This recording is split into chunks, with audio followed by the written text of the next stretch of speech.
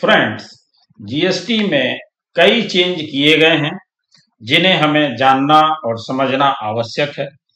ये जो चेंज किए गए हैं इसमें जीएसटी रजिस्ट्रेशन के संबंध में भी हैं, जीएसटी रिटर्न के संबंध में भी हैं, जीएसटी में रिफंड से रिलेटेड भी हैं और एडवांस रूलिंग को लेकर के भी अमेंडमेंट हैं और इसके साथ साथ जीएसटी पेमेंट के संबंध में भी कुछ चेंजेस किए गए हैं।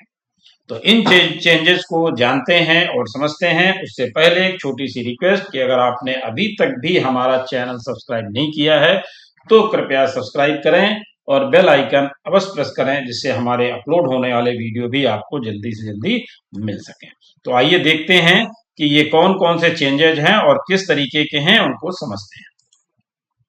देखिए, जैसा कि हम लोग देख पा रहे हैं कि जो सबसे पहला चेंज हम लोग डिस्कस करने जा रहे हैं वो रजिस्ट्रेशन से संबंधित है। बहुत ही महत्वपूर्ण चेंज है और इसकी आवश्यकता भी बहुत समय से महसूस की जा रही थी। क्या है? Earlier only a single trade name was being captured during new registration and subsequent amendment in core field for normal taxpayer on the portal. जब हम नया रजिस्ट्रेशन लेते थे तो उस समय उसमें केवल और केवल एक ट्रेड नेम ही हम जोड़ सकते थे, जबकि कई बार ऐसा होता है कि हम एक ही जीएसटी नंबर पर दूसरा भी ट्रेड अपना नाम जोड़ना चाहते थे जो नहीं हो पाता था। उसके लिए सरकार ने एक नई सुविधा आपको प्रोवाइड करा दी कि जीएसटीएन एक ही जीएसटीएन नंबर पर आप कितने ट्रेड नेम ले सकते हैं, कितने ले सकते हैं वो भी देखते हैं। Now taxpayers have been provided with an option to provide up to 9 additional trade name for a single GSTIN registration। यानी एक जीएसटी के रजिस्ट्रेशन पर हम 9 एडिशनल ट्रेड नेम ले सकते हैं। तो अगर हमारा कोई एडिशनल ट्रेड नेम है तो हम अवश्य उसमें जोड़ लें और अपना काम कर सकते हैं। इसके बाद जो दूसरा चेंज इन्होंने किया है उसकी बात कर लेते हैं रिटर्न से संबंधित। जैसा कि आप लोगों को मालूम है कि 6% की कैटेगरी यानी 3% सीजीएसटी प्लस 3% एसजीएसटी की कैटेगरी पोर्टल पर उपलब्ध नहीं थी। किसमें? जीएसटीआर1 और आईएफएफ में वो सुविधा अब इम्प्लीमेंटेशन कर दिया गया है, अब पोर्टल पर आपको अवेलेबल हो जाएगा। क्या? In view of the above, changes have been implemented in Form GSTR1 / IFF for the taxpayers। तो ये जो 3+3 वाली सुविधा नहीं थी वो आपको अब पोर्टल पर उपलब्ध हो गई है। इसके बाद जो है GSTR4 से रिलेटेड है। The details of payment of liability summary of outward supplies and inward supplies attracting reverse charge are reported by composition taxpayers in Form GST CMP08 on quarterly basis. In addition, details of purchase made from registered taxpayers are auto-populated in Form GSTR4A on basis of Form GSTR1 filed by supplier।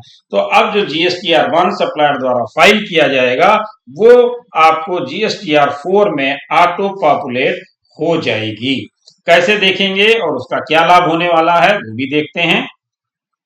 The composition taxpayers have been provided with a facility to view the above details and its consolidated summary at GSTIN level. The above details are auto-populated in Form GSTR4 annual to help the taxpayer in filing their annual return. These details can also be downloaded in Excel format। यानी ये सुविधा अभी तक नहीं थी, वो सुविधा इन्होंने अब दे दी कि GSTR4 में जो हमारा टेबल 4A है 4B है उसमें जो फैसिलिटी है वो अब हम उसका लाभ एक्सेल फॉर्मेट में भी उठा सकते हैं। कैसे जाना है? The access the same login to GST portal and click on services, returns, annual returns, select financial year, search GSTR4 annual, इसके बाद download summary of GSTR4A and 4B। This functionality has been made available from 29th June 2022 onwards। ये थी। इसके बाद आ जाते हैं refund का, जो कि अभी तक जीएसटीआर 4 में यानी कंपोजिशन टैक्स पेयर्स को ये सुविधा उपलब्ध नहीं थी, वो दे दी गई है। क्या दे दी गई है? Earlier the tax payer who had opted for composition levy were not able to file for refund in form GST RFD 01 under refund category excess payment of tax if any but had to choose the refund category any other. तो excess payment of tax में उनको सुविधा नहीं थी। अगर उनको refund claim करना है, फाइल करना है, तो उनको जाना पड़ता था कैटेगरी कौन सी? एनी अदर में। उसके लिए अब इन्होंने क्या कर दिया? They will now be able to file for refund under category excess payment of tax if any. तो जो सुविधा ये नहीं थी, अभी तक एनी अदर में करना पड़ता था, अब आपको एनी अदर में करने की जरूरत नहीं पड़ेगी। अब आप कर सकते हैं एक्सेस पेमेंट ऑफ टैक्स में। इसके बाद एडवांस रूलिंग की बात करते हैं। Earlier, there was no functionality available to search for the advance ruling orders issued by the authority appellate authority for advance ruling। तो ये सुविधा नहीं थी। अब आपको ये सुविधा प्रदान की गई है और ये दोनों तरह से मिल सकती है आपको, बोथ यानी pre login and post login दोनों तरह से ये सुविधा अब आपको उपलब्ध होगी। इसके लिए आप इसके जो ऑर्डर हैं उनको आप डाउनलोड भी कर पाएंगे।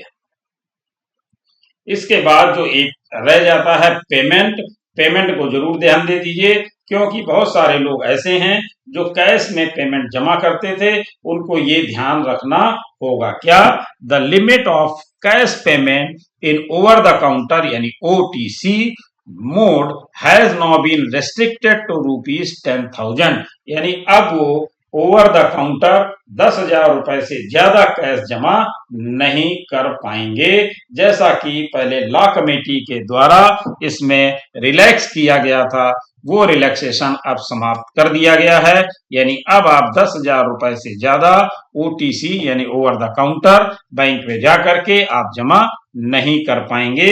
लेकिन हाँ, ध्यान देना है, ये जो है एक आपके पीरियड के लिए है। जो भी आपका टैक्स पीरियड है, मान लीजिए मंथली है या क्वार्टरली है, तो जिस टैक्स पीरियड के लिए आप जमा करने जा रहे हैं उसके लिए अलग अलग 10,000 रुपए आप जमा कर सकते हैं। यानी फर्स्ट क्वार्टर में आपने 10,000 जमा किया, सेकंड क्वार्टर फिर 10,000 जमा कर सकते हैं। मंथली है तो पहले मंथ में 10,000 किया, नेक्स्ट मंथ में भी आप 10,000 जमा कर सकते हैं। उस ढंग से कर सकते हैं, लेकिन इकट्ठा 10,000 से ज्यादा नहीं कर पाएंगे। तो ये थी इंफॉर्मेशन जो आपको देनी थी। इसके अलावा जो 35% चालान है और जो QRMP स्कीम में है, उनके लिए भी ये है कि अगर वो 25 तक टैक्स अपना जमा करते हैं तो उनको कोई इंटरेस्ट नहीं देना होता है। अगर वो 25 तारीख के बाद अपना टैक्स जमा करते हैं तो उन्हें इंटरेस्ट देना होगा। Thank you.